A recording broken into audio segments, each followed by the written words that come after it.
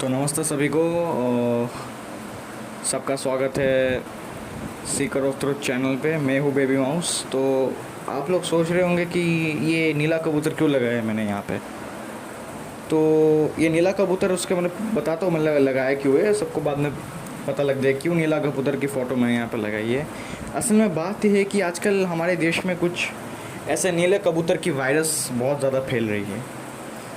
देखिए, ये वही नीले कबूतर है जो अपने आप को भीमवादी के जो है दावा करते हैं, लेकिन बोलते कि हम बाबा साहेब को बहुत ज़्यादा मानते हैं, बाबा साहेब को बहुत ज़्यादा आदर करते हैं, जय भीम करते रहते हैं, नहीं ना।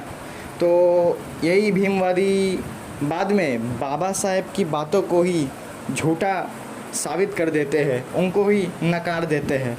वो इसलिए नकार देते हैं क्योंकि बाबा साहेब ने इनके कई सारे झूठे आक्षेपों का खुद ही खंडन कर दिया। ये वही बाबा साहेब है जिनको ये खुद ही मानते हैं, और उन्हीं बाबा साहेब ने इनके कई सारी बातों को पहले ही खंडन करके रख दिया है। तो ये वही लोग हैं जो बाबा साहेब के आड़ में जो है ये लुका छुपी इनको लुका छुपी खेलने में बहुत मज़ा आता है। ठीक है, तो आइए बाबा साहेब के सिद्धांत से ही जो है इन नीले कबूतरों का कुछ देखते हैं, इनका मतलब इनके जो आक्षेप ये जो लगाते हैं, ठीक है, ये नीले कबूतर, आइए देखते हैं इनका खंडन कैसे होता है। तो अक्सर जो है यही ना बहुत अपने आप को बहुत ज़्यादा ऐसा दिखाते कि भाई इनके ऊपर तो बहुत बहुत बहुत अत्याचार हुआ है, हम लोगों के साथ बहुत अत्याचार किया है इन लोगों ने। हाँ, ये जो ब्राह्मण है, ये आर्य है, ये बाहर से आए थे, हम तो मूल निवासी है इस देश के, हाँ हम द्रविडियंस थे। अब मैं आपको बताता हूँ कि इनके जो बाबा साहेब है ये क्या यहाँ पे लिखते हैं, यहाँ पे खुद आप देख लीजिए। यहाँ पे बाबा साहेब स्पष्ट यहाँ पे क्लियर कर देते हैं कि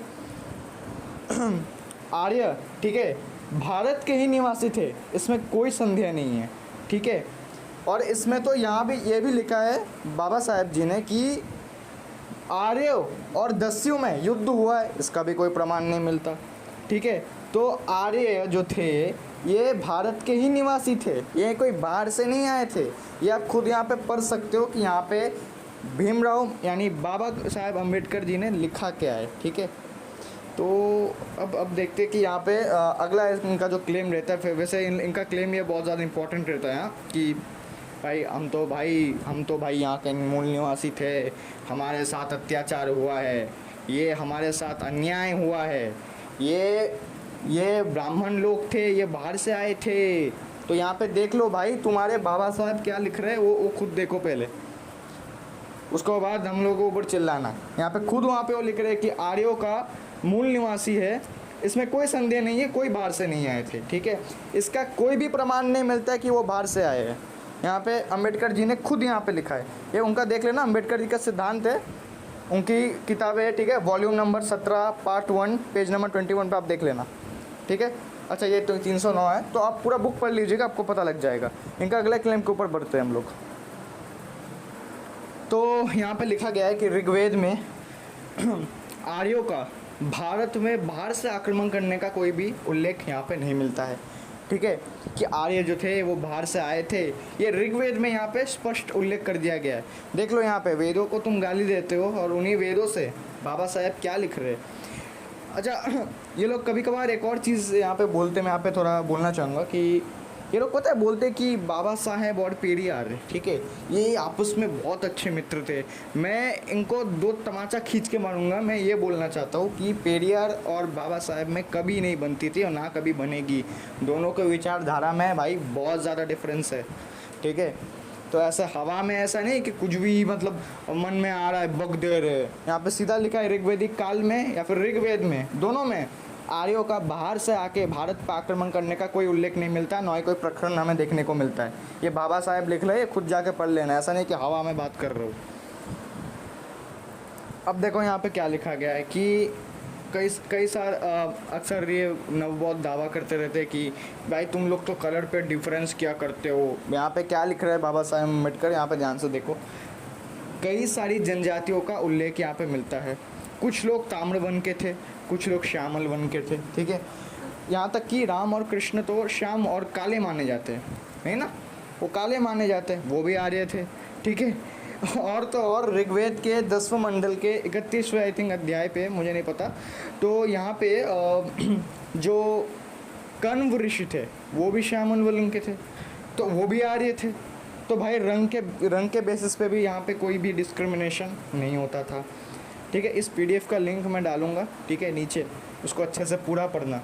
ठीक है, तो ऐसा वीडियोस देख के कोई फ़ायदा नहीं, पहले खुद जानो, उसके बाद ये मैंने खुद एक्सप्लोर किया, उसके बाद मुझे मिला है। ठीक है, तो थोड़ा बहुत ग्रंथों का अध्ययन करना चाहिए, ना सिर्फ अपने ग्रंथों का, बाकी जैसे कॉन्स्टिट्यूशन हो गया या फिर बाबा साहब का अम्बेडकर की जितनी किताबें हो गई, वो पढ़ना बहुत ज़रूरी है। क्योंकि आजकल ऐसे लोग बहुत हो गए जो आक्षेप लगाने में कभी पीछे नहीं हटेंगे, जैसे नवबौद्ध हो गए। ठीक है, और मैं ये वीडियो में क्लियर कर देता हूँ, मुझे नवबौद्धों से या फिर जो अम्बेडकरवादी है उनसे नफ़रत है, ऐसा नहीं है भाई, कोई नफ़रत नहीं है। अगर कोई वीडियो देख रहा है तो मैं बस ये बोल रहा हूँ कि तुम लोगों में से कुछ ऐसे लोग होते हैं जो फालतू में ही प्रोपोगंडा करते हैं, और बाबा साहेब का नाम तो ख़राब करते ही है, तुम्हारे समाज का नाम तो ख़राब करते ही है, उल्टा दूसरों के ऊपर गालियाँ देते रहते हैं जिसका कोई मतलब नहीं बनता। ठीक है,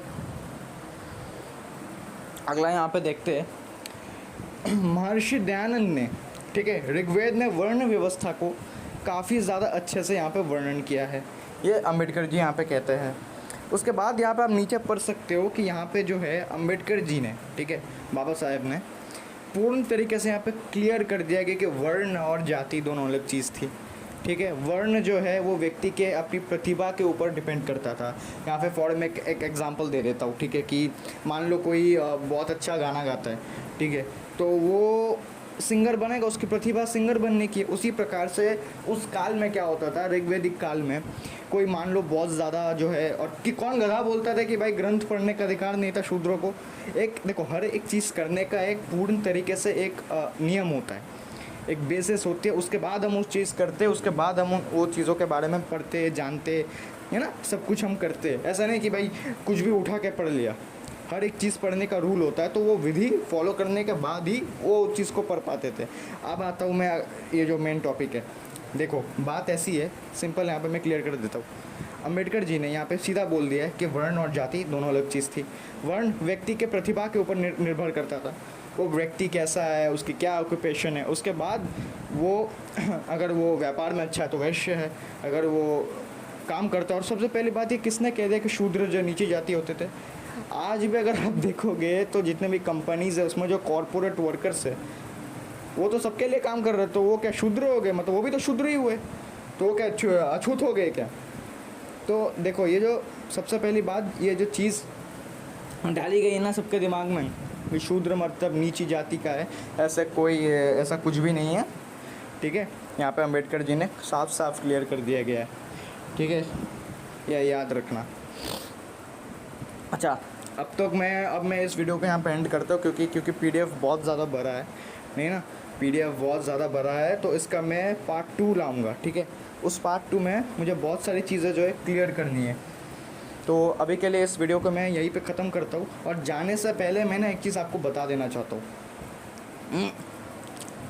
इनको ये जो सो कॉल्ड जो नवबौद्ध होते हैं, यहाँ पे फिर भी बता रहा हूँ, मैं किसी पर्टिकुलर सेक्ट को या फिर पर्टिकुलर समुदाय को टारगेट नहीं कर रहा हूँ, मैं बस उन्हीं लोगों को टारगेट कर रहा हूँ जो बेफालतू में हम लोगों को ट्रॉल करते हैं कि तुम लोग लड्डू गोपाल को ये झूला झूलाते हो, ये सब अंधविश्वास है, हम नहीं मानते कि तुम लोग शिवलिंग पे दूध चढ़ाते हो, ये सब अंधविश्वास हम नहीं मानते। ऐसा कहने वाले लोगों, मैं अब तुमको कुछ दिखाने वाला हूँ, ये वीडियो एंड होने के बाद वो देखना और बताना कि भाई एक्चुअली में अंधविश्वासी कौन है और कौन दोगला है। ठीक है, हरे कृष्णा।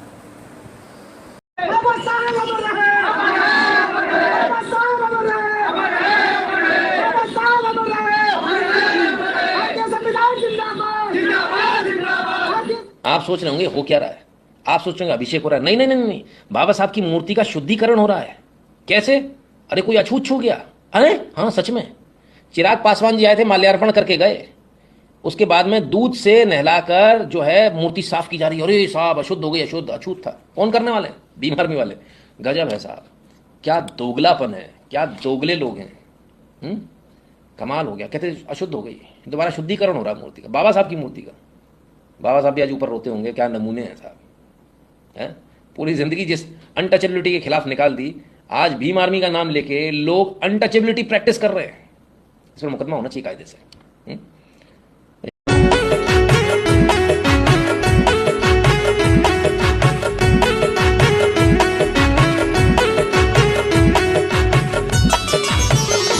मैं तो आरती उतारूं रे अम्बेडकर साहब की, मैं तो आरती उतारूं रे अम्बेडकर साहब की। मैं तो आरती उतारूं रे अम्बेडकर साहब की, मैं तो आरती उतारूं रे अम्बेडकर साहब की।